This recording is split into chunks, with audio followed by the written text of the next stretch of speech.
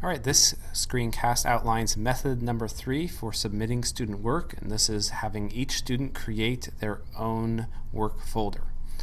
And the way this works is each student creates their own folder, shares it with the teacher. The teacher then files them away in a collection and is able to then click on each student's collection to see what they've done. So this removes the organization, the ongoing organization of the students sharing individual files. It also removes the problem of students looking at each other's work because the student is sharing their work with just you. So the way this works is I'm going to jump into my personal Google account and I'm going to create a folder and share it with my Google Apps account. We'll see how that goes. So I'm going to create new. I'm going to create a collection. So when I say folder, I mean collection. I'm going to give it some sort of naming convention. Let's say I want periods, I want the period, and then I want the last name and first name. So whatever you want, maybe you want dashes or underscores. I'm just going to go 3, McDowell, Dan, hit OK.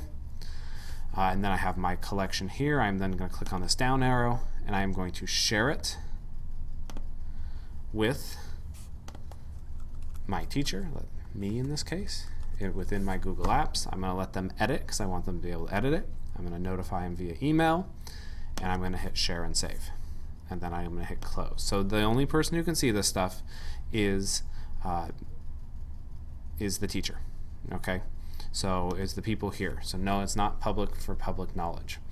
I'm also, just for fun, going to throw something in here. Let's throw this in there so we can have a file.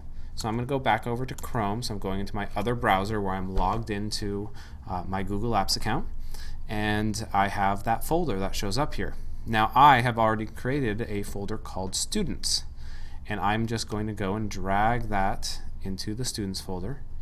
And now if I were to click on that, I have the other 2 students I've already added, and they're right here. Now as soon as an assignment is due, whether I make it due at midnight or 7 a.m. or at the end of class, I can have a student throw it in here, and then I would be able to see it. I could get in there, I can edit it, I could make comments, and the student would be able to see those changes, those comments, those edits immediately.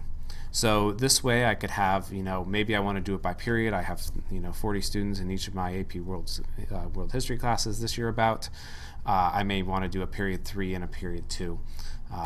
Sorted again by last name, and maybe the period still in case it ever got mixed up, so I knew how to sort them in the first place. But there, it's done. It might take a little work in the beginning getting it organized once all the students share it with you, but then you have it, that organization for the rest of the school year.